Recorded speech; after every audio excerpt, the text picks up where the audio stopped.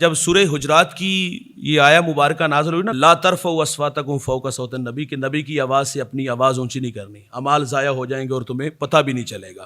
جب یہ آیا مبارک نازل ہوئی تو اس قدر تعظیم کرنے لگے، اپنی آواز کو اتنا پست کر لیا کہ صدیق اکبر بات اس طرح کر دے جس طرح سرگوشی کرتے ہیں۔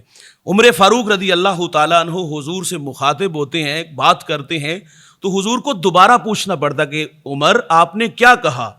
اور حضرت ثابت بن قیس، ان کی آواز قدرتی طور پہ اونچی تھی، جب یہ آیا مبارکہ نازل ہوئی تو انہوں نے اپنے آپ کو خود ہی گھر میں قید کر لیا۔ آپ سمجھتے تھے شاید کہ میری وجہ سے یہ آیا مبارکہ نازل ہوئی ہے، میں اونچا بولتا ہوں، میرے اعمال ضائع ہو گئے، میں جہنمی ہو گیا۔ اللہ کے رسول صلی اللہ علیہ وسلم نے صحابہ سے پوچھا قیس بن ثابت کہاں ہے؟ تو کسی نے کہا حضور میں آپ کو عرض کرتا ہوں۔ گھر آئے تو دیکھا انہوں نے اپنے آپ کو گھر میں ہی قید کیا ہوا تھا۔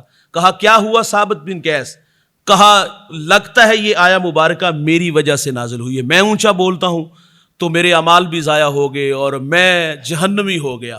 اور صحابی رسول نے حضور سے آ کے عرض کیا کہ حضور ثابت اس بات پہ پریشان ہے، جب سے یہ آیا مبارکہ نازل ہوئی تو میرے کریم آقا صلی اللہ علیہ وسلم نے اس صحابی کو فرمایا جاؤ اسے جا کے بشارت دے کے آؤ، تم جہنمی نہیں تم جنتی ہو۔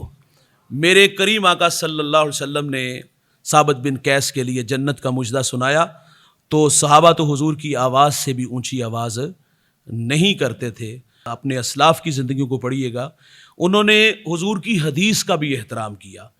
قاضی ایاز لکھتے ہیں نا کہ حضور کی حدیث کا بھی احترام، جس طرح حضور کی زندگی میں ہمارے اوپر واجب تھا نا، اسی طرح ہمارے اوپر یہ واجب ہے کہ ہم اللہ کے رسول صلی اللہ علیہ وسلم کے فرامین کو سنیں تو پھر پورے انہماک سے سنیں۔ معذرت سے کہوں گا آج کل جس طرح محافل میں جو ہمارے خطبہ اور ہمارے نعت خواں حضرات بھنگڑے ڈالتے ہیں اور وہ عجیب سی محافل میں کیفیات ہوتی ہے، یہ رنگ نہیں بھائی۔ جس طرح حضور کی زندگی میں صحابہ نے ادب کیا تو یہ ہمارے اوپر بھی ضروری ہے کہ جب حدیث کو سنیں تو پھر پورے انہماک سے اس کو سماعت کیا جائے۔ حضرت امام مالک کا انداز یہ تھا، پہلے غسل کرتے، خوبصورت لباس پہنتے، خوشبو لگاتے، امامہ باندھتے، ممبر بچھایا جاتا، پورے اہتمام کے ساتھ آپ ممبر پہ جلوہ فراز ہوتے اور پھر اس کے بعد رسول اللہ صلی اللہ علیہ وسلم کی حدیث کو بیان کرتے۔ امام مالک جب مدینہ کی حدود میں داخل ہوتے تھے تو سواری پہ نہیں بیٹھتے تھے۔ کسی نے کہا کیوں؟ کہا مجھے اللہ سے حیا آتی ہے کہ میں محبوب کے شہر میں سواری پہ سوار ہو کے آؤں۔ وہ تو حضور کے شہر کا ادب کرتے تھے۔ امام مالک روضہ رسول پہ 40 سال درس حدیث دیتے رہے ہیں اور 40 سال میں ایک مرتبہ بھی ایسا نہیں ہوا کہ آپ نے کتاب کا ورق پلٹا ہو اور اس کی آواز بھی پیدا ہوئی ہو۔ آپ جب حدیث بیان کرتے تھے نا تو اتنی آہستہ آواز میں حدیث بیان کرتے، بعض اوقات تلامذہ کو طلباء کو دوبارہ کہنا پڑتا کہ حضرت آپ نے جو حدیث بیان کی دوبارہ ارشاد فرما دیں، تو آپ روضہ رسول کی طرف اشارہ کر کے کہتے کہ میرے محبوب یہاں محو استراحت ہے، یہاں اپنی آواز کو بھی اونچا نہیں کرنا۔ جس طرح حضور کی ظاہری حیات میں ادب واجب تھا نا صحابہ پہ، اسی طرح ہمارے اوپر بھی ضروری ہے کہ جب ہم روضہ رسول پہ جائیں تو اس بات کا خاص خیال رکھیں کہ وہاں ادب کا جو تقاضا ہے اسے کبھی بھی فراموش۔ یہ جو 12 ربیع الاول کو لوگ وہاں جاتے ہیں اور پھر روضہ رسول کے سامنے کھڑے ہو کر اونچی اونچی آواز میں وہ نعرے لگاتے ہیں، میں معذرت سے کہوں گا بھائی یہ ادب کے خلاف ہے۔ صحابہ کی زندگی پڑھ کے دیکھیے یار، انہوں نے تو کبھی اپنی آواز کو اونچا بھی نہیں کیا تھا۔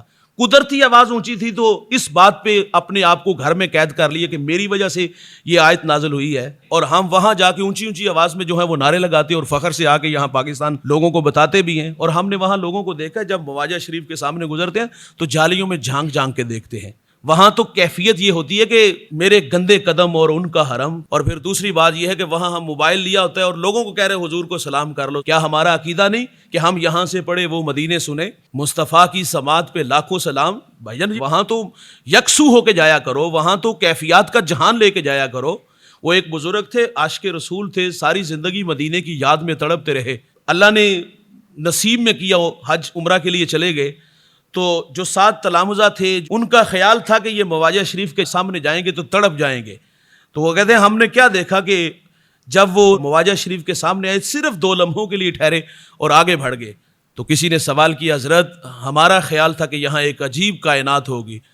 تو کہا کہ جب حضور کی بارگاہ میں حاضر ہوا تو میں نے اپنی سانس کو روک لیا تھا، جتنی دیر سانس میرے بس میں تھی روک سکتا تھا روک لیا، اور جب سانس میرے بس میں نہ رہی تو میں جلدی سے باہر چلا گیا۔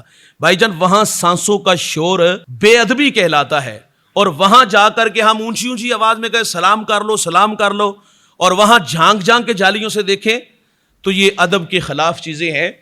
تو جب روضہ رسول پہ جائیں، حضور کی در کی حاضری نصیب ہو، تو پھر ان چیزوں کا ہمیں خاص خیال رکھنا چاہیے۔ مجھے مدینہ میں ایک بزرگ ملے، ان کی بات نے بڑا راستہ دیا۔ وہ کہتے ہیں مجھے 40 سال ہو گئے میرا مدینہ میں آنا جانا ہے، اور میں علماء سے بھی ملا ہوں، اولیاء سے بھی ملا ہوں۔ میں نے ان لوگوں کو جب آپس میں کلام کرتے دیکھا ہے نا، تو ان کا انداز کیا ہوتا تھا، وہ ٹھوڑی رکھتے یہاں کندھے پہ اور آہستہ آواز میں ایک دوسرے سے بات کرتے تھے۔